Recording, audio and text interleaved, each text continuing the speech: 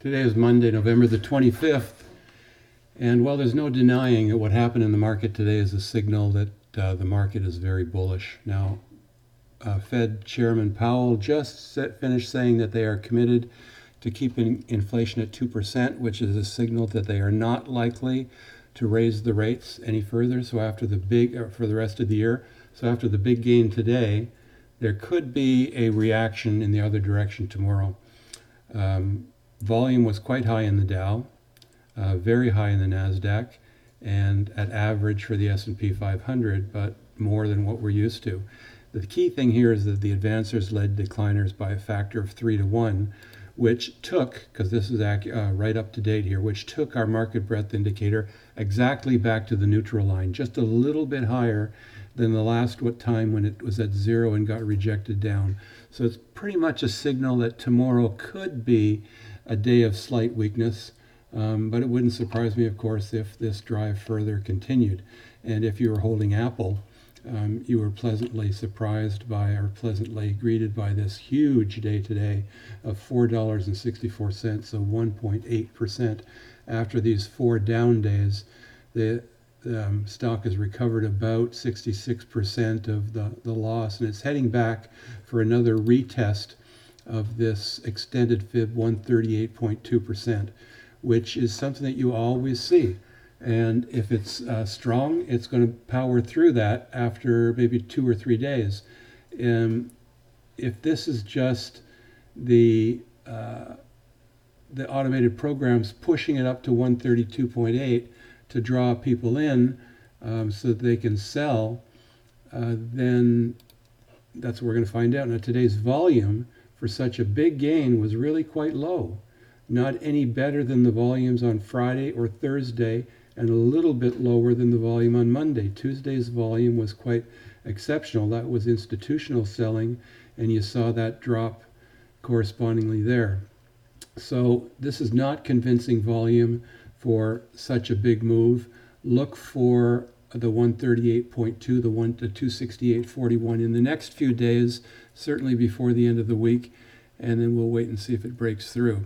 That was the stock that was exceptional today. The S&P 500 set an all-new record, and the key thing here is that it finished really up at its highest point of the day at the end of the day. So that's very bullish.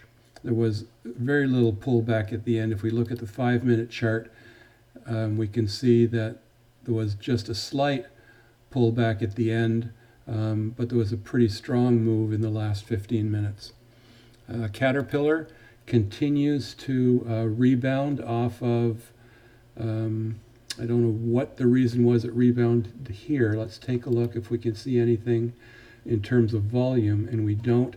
Let's look at the weekly, and let's turn on the cloud. And we just see that on the weekly, the 8 EMA last week proved to be support. That's the daily moving average, not the weekly moving average. And what was important as well is that 2 weeks ago, or was it last week? Last week, the top of the cloud acted as support for the Chiku span. So there's the reason for moving higher. If there's a technical reason for why it moved higher starting last week, this is it right there. Gold was off 2% today, but the big loser, and it's a damn good thing that we got out of this stock last week. We sold right at this 138, actually a little bit less than the 138.2%. And that was a matching Fibonacci here as well of 161.8% on one fib line, 138.2% on the other wave.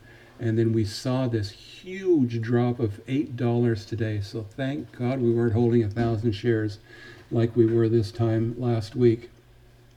Completely blew past the flat cloud through not much resistance.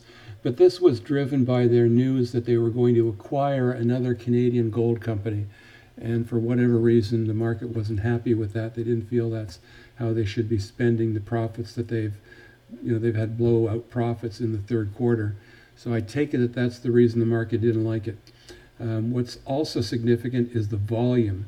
When was the last time we saw this kind of volume? It wasn't since September of 2018 that we saw buying volume like that, but we have never seen selling volume like this. So this is all institutional selling, folks. This is just tremendous volume here.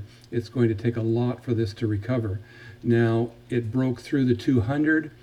There is really not, the Ichimoku weekly cloud is below, and as time passes on, the cloud level of support increases, but you can expect to see KL going down again. This is not a stock that I'm going to be looking at anytime in the near future.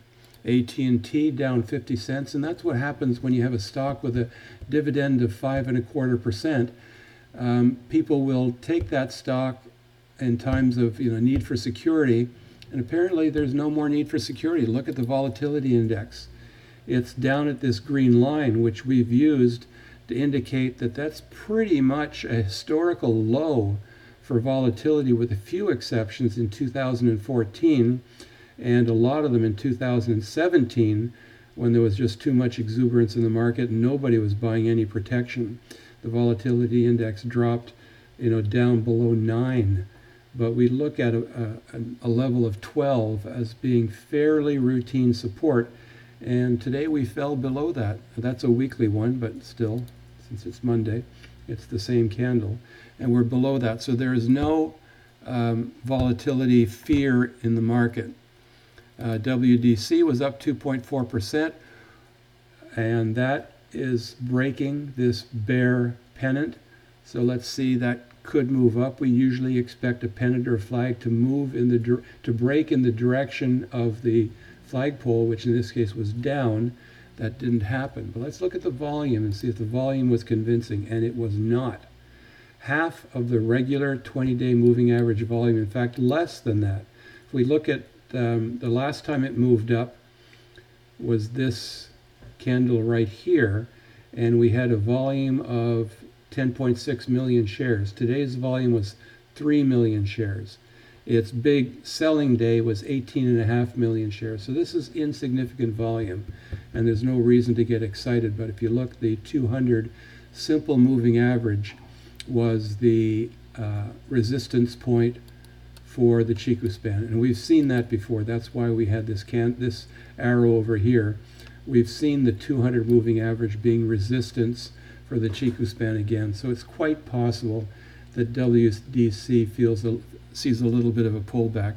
I know I've been talking pullback for a long time, too long, but that's just the way that I read the technical, and it hasn't necessarily worked that way. Amazon had a huge day, but once again, if you look at let's take this arrow, it's not here, it's over here. Let's take a look at the high point today was delivered right there. This green line that I drew midday was the high point for Amazon, and that corresponds with where? The 50 simple moving average for the Chiku span resistance. If you've been following these videos for the last 3 or 4 months, the Chiku span is as important as current price. Chiku span is current price, but it's plotted 26 days behind on the price chart. I don't think I need to go over that anymore. So what are we saying here? Well, with the 3-to-1 movement in the advancers to decliners, we're back at the neutral line. This was a big day today. I would be very surprised to see additional movement in the positive direction tomorrow, particularly after Fed Powell's little comment that was after the market closed.